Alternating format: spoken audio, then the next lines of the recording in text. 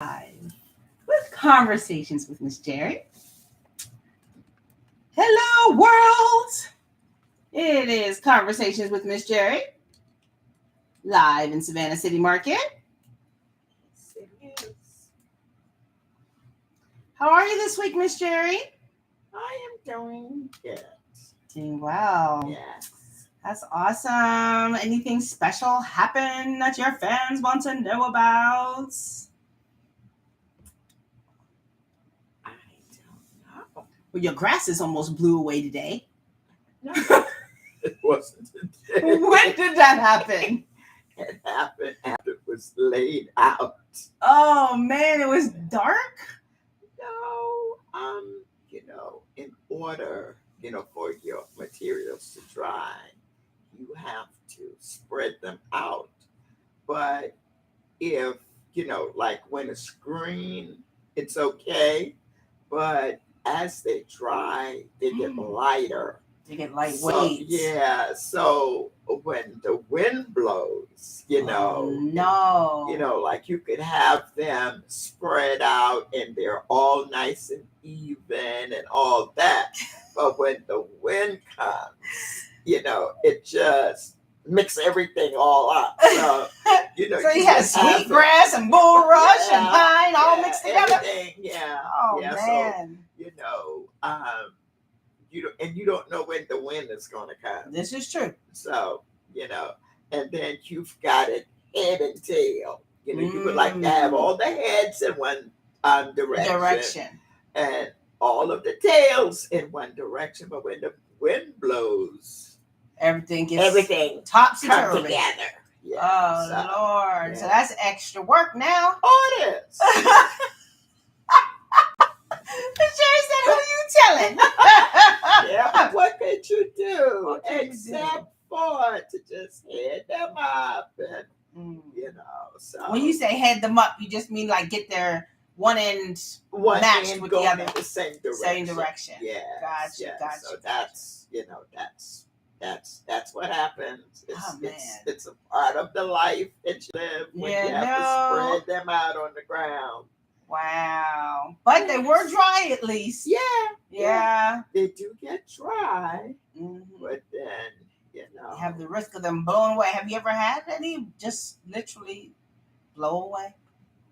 Where you couldn't catch them? Because, I can't imagine you're just running after the grasses now. Well, see, the thing about it is, sometimes when it's blowing like that, sometimes you're not even home, Okay.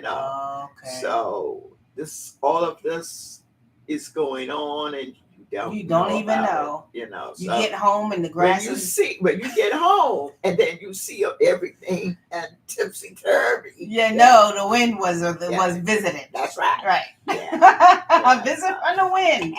Lord. Yes. Well, that was quite the hustle you had to do then. Of course. Yeah. So it's a part of life. It is. Yeah. Well, you look beautiful in your red today. Yes. This is another piece from Tunisia. It is. It's beautiful. This is, from Tunisia. This is also from Tunisia. This piece is a piece that my friend Mamadou have created for me. So this is from Senegal. And the rest of this is from Tunisia. Oh, that's wonderful.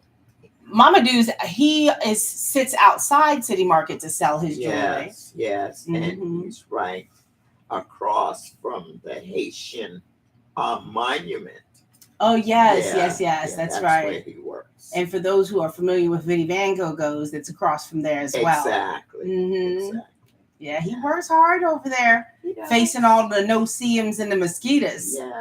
Yeah, he got a different kind of thick skin, I'm trying to tell you, because I'd have been chewed up. Nothing left of me by the time I'd have been out there for a day. Yeah, but just remember, he's from Senegal, so I'm sure that he's adapted to the bugs. Yeah, I think so. Oh, Lord. Yeah. So. I can't with them things, because I can see them. They call them no-see-ums. I see them. I see them while they eat me alive. So not only see them, you feel them. I feels them. Right. Deeply. Deeply. And they take a chunk out of your flesh. Oh, they do. They do not play. And with your complexion, you're probably purple by the time they get finished with I really am. Look, Miss Jery. Oh, yes, you are. I do look like I've been beat up. I know. Yeah, but and they love foreigners. Yes, this is true. Yes, they do have a foreign appetite. But So, Miss Jery, what basket do you have for us on this special May Day? Okay, today we have what I call the 5-strand ring tray. Oof, and look at this this. is it. The handle is 5 strands, but back in the day when we was on the side of the road on Highway 17 selling them, most of the time you would have a ring tray with 2 side handles on them and traditional handles. But for this one, I put a cross handle on it, and the inside of this, it's made to carry, glasses along with the drinks. And I personally like this because, in the ring tray, what it helps to do is so that you could be able to carry multiple things out, if you're going on your patio or whatever. So you would put the your drink inside here, and you would have your glasses around it, and that way you could just carry everything at one time. How wonderful. So this is for lemonade, sweet tea, or wine. Yes. Or whatever else. Whatever else you have to drink. No, that's right. Yeah. Well, isn't that wonderful just to be able to have glass holders? Yeah. I mean, that's a party of 7 right there. That's a party. Yeah, it is. That's a party in a basket. That's right. That's right. Yeah. I love that. Yeah. Can we see the bottom? It's really deep. Yes, this is. Look at that. Yeah. Let me get in a little closer. Okay. Ooh. And then this is sweetgrass, bulrush, and then pine for that center where the drink would go. Yeah, that's the center. It's pine, but it's also pine at the very top of that part of it. Oh. And the outside of this is pine straw as well. And then the inner lining is the bulrush. Yes, that's. But the handle is bulrush and sweetgrass. No, or all bulrush. This is sweetgrass. Oh, sweetgrass. Yeah. Wow. Yeah. That's strong. Yeah. Because I know bulrush is a stronger grass, but that's a really strong handle for sweetgrass. Yeah. That's because your hands so tight, Miss Jery. Yeah. But you have to make them tight in order for it to do what it needs to do. And to last. To last forever. Yeah. That's wonderful. Yeah, this is, it's an old style basket. It is. Yeah. And one of the ones that we used to make back in the day. My grandmother and mother, and all of us made, these back in the day. That is wonderful. Yes. What a tradition. Yes, it is. And Miss Jery, I'll help you with that. Okay. Thank you. And Miss Jery, you have another wonderful, wonderful folk art piece for us. I do.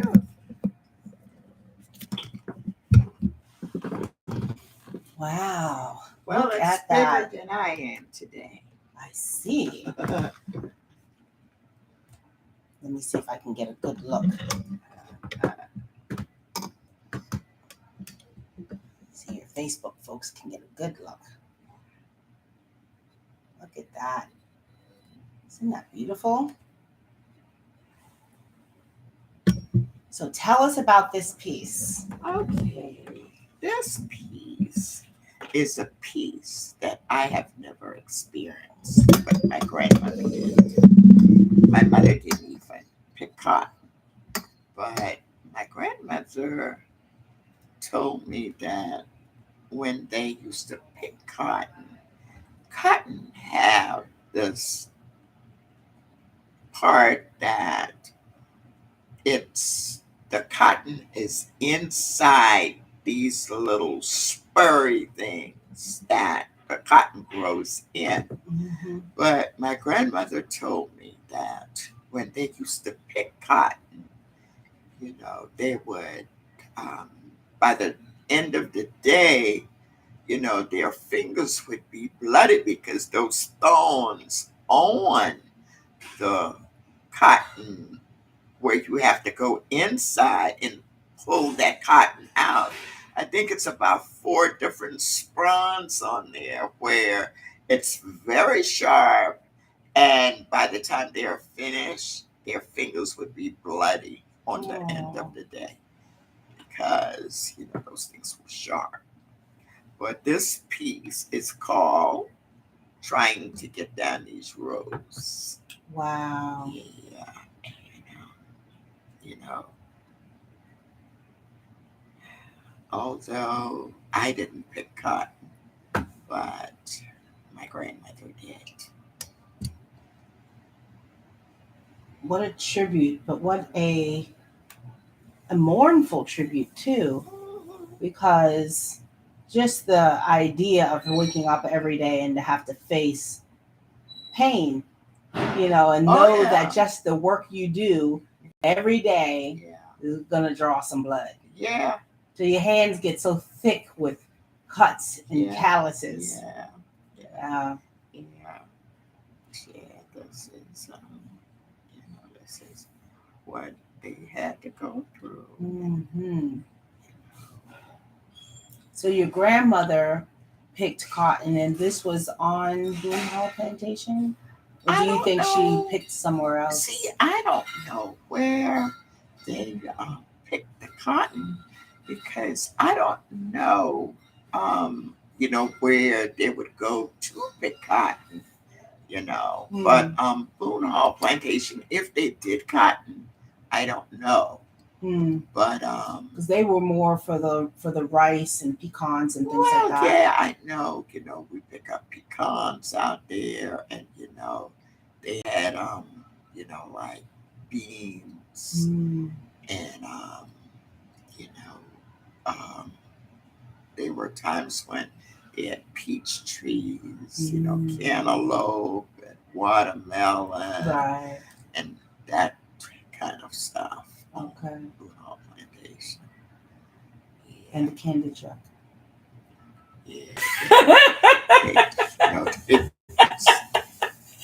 They used to go, to the must be the big house, when they would go to the, to the plantation. And I don't even know how it was sold or what, but I know that my sister Joy, she used to hope that one day she would be able to get some of that candy off of that truck. And when that truck happened to just lean over, and those candy fell out of the truck. I guess the door was open. Oh, it was a happy day for her.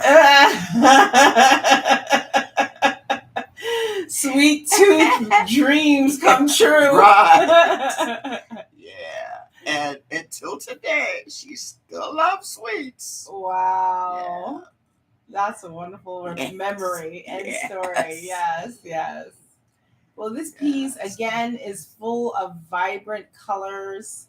Although it's, a part of our history that is bloodstained and quite soiled, it's also an unforgettable and historical part of our life journey. And that you're able to paint it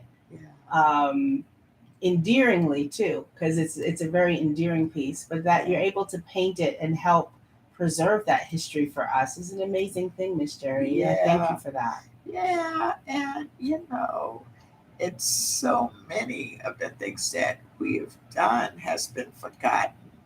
So I always thought that, although, there are people who would never see or understand what our life has been about, if you paint about it, and, it'll be some way of preserving our history. Isn't that amazing? It's something just all humanity from the beginning of time has used paint to try to record the history. Yeah. Whether it be in the caves somewhere, in the mountains somewhere, on the side of a mountain somewhere, on a tree. Right. We just desire so earnestly to transmit the history. And paint is one of the most, what's the word for it? It's the most expressive means by which we can. I mean, writing is one thing. Yeah. But as I say, a picture says 1,000 words. It does. It really does. So you can write all kinds of things about history, but that's left for a different type of interpretation. Yeah, a visual recollection. Yeah. Now that's different. It is. So yeah. Thank you again. Even in folk art is so touching to see. Yeah. Thank you so much. Yeah. We will continue to have conversations with Miss Jery and see her wonderful basket sewing as well as her fine folk art. And this week's session is a wrap, Miss Jery. Well, and as usual, thank you for the color you bring to our life. Thank you. Toodles, everybody. Penny, penny. Oh.